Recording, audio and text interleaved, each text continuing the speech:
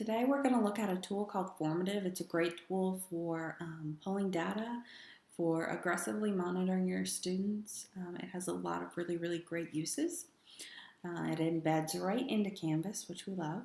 So if you head on over to goformative.com, you can either log in or sign up. So I already have an account, so I'm just going to go ahead and hit log in. And I'm going to sign in with Google. When you do the sign up process, it will ask you if you are a student or a teacher. So your students can create accounts too. And if you're regularly using Formative, I really do suggest that your students actually join your class in Formative. That'll make a little bit more sense in just a second. So I'm going to hit new assignment here. So you could see all of those other assignments that I had.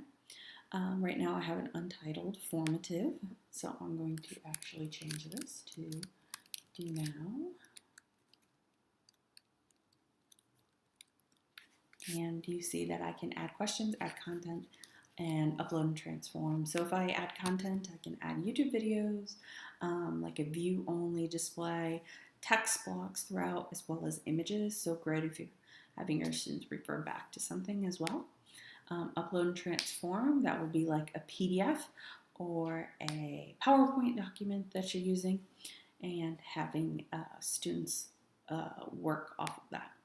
And then I also have just the add question option here. So I am going to go ahead and add a multiple choice question first. And I want to thank Ellen. She so very nicely gave me a copy of her Do Now. So I'm actually going to copy this and paste it in here. So a question on imperialism. And then I have all of my answer choices. So I'm just going to copy each of them.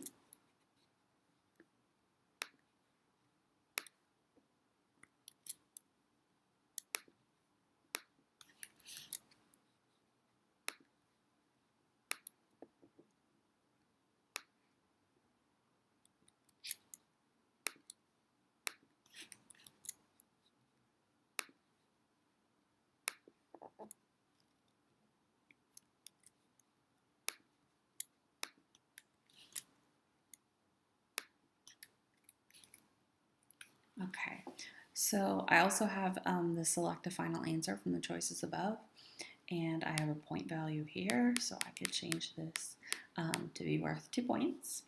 And then I also have text help, so if I wanted to give a clue or maybe link a video where the students could watch a video if they were stuck or if they're solving a math problem, maybe a Khan Academy video. And then of course I'm going to select my answer that is correct. And once I have my answer that is correct, and I can select more than one if I wanted to. Once I have my answer that's correct, I just simply come down and hit add question again and add my next question type. So I'm actually going to put a little spin on this question type, and this isn't exactly what Ellen had, but I'm going to do a show your work. I love Formative for this reason. So I wanted to kind of go off of what they already had, but I also wanted to really use the drawing feature here. So draw an example of an illusion. So the students will actually draw here, and when they're drawing, I will actually be able to see what they're drawing live. So I can look on my device and I can see everything that they have drawn. Okay, so I have 2 points, 2 points. Let's actually make this worth 3 just to make it a nice even 5 there. And when I'm finished, I'm going to come over to preview and I can see what my formative looks like here.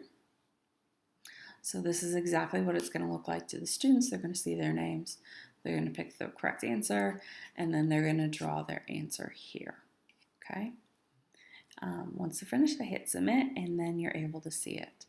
The teacher also has this option, the live results option. So you can look at a single question. Once students start answering, then all of your answer choices will come down here. So I don't have anybody that has actually started working on this yet. So I'm going to hit assign, and I will assign it to all of my classes.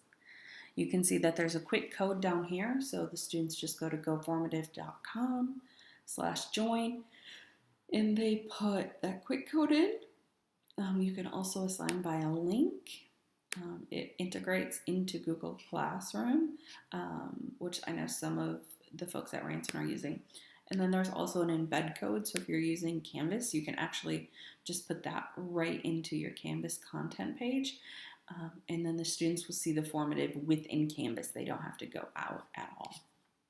So that's great. All right, so tune back in, and I'm going to show you how to pull the data and the results of your GoFormative and what that looks like.